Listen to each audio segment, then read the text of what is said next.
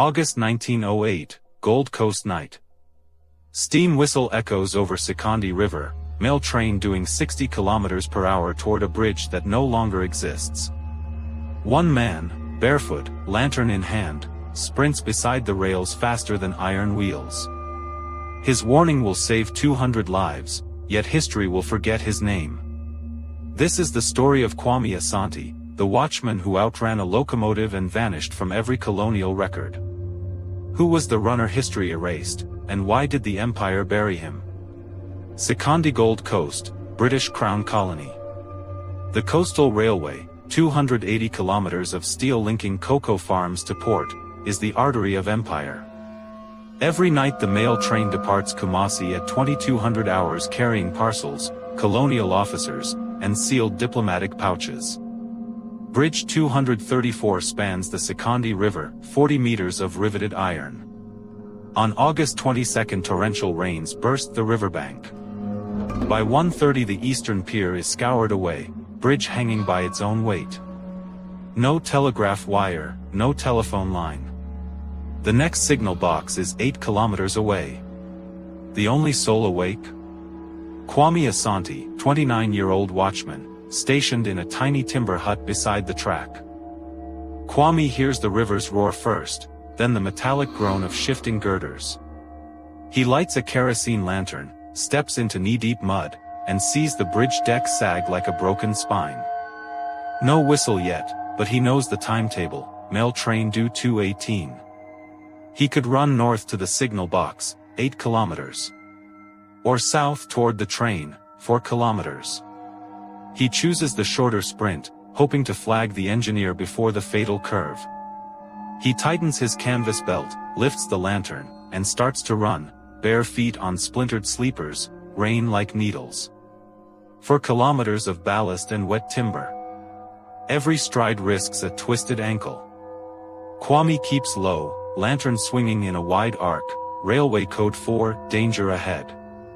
The headlight appears, a white disc growing larger. Speed, 60 kilometers per hour, closing 1 kilometer every minute. He matches it, sometimes level with the coal tender. A passenger later swore he saw a shadow pacing their window. At 500 m from the bridge Kwame raises the lantern higher, side to side across the track, desperate semaphore.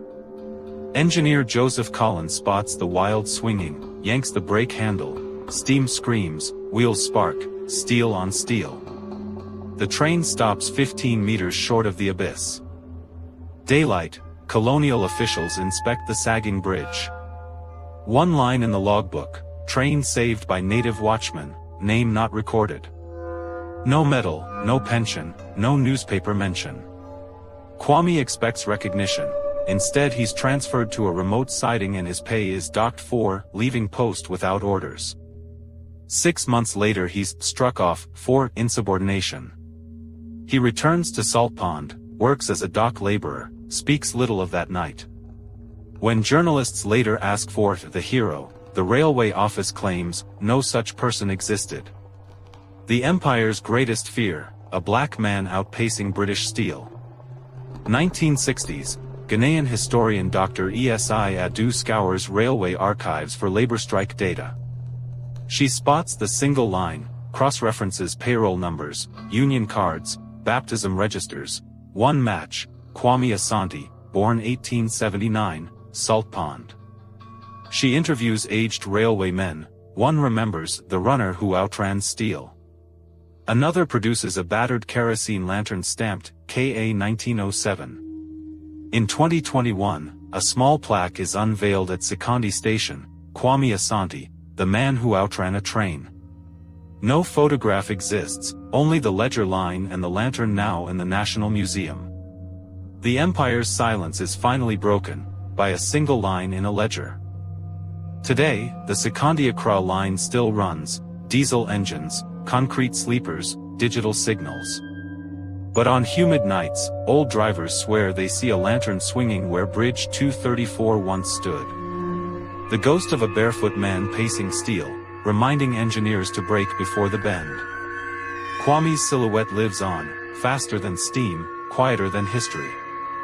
If one line in a ledger can hide a hero, what other voices have we missed?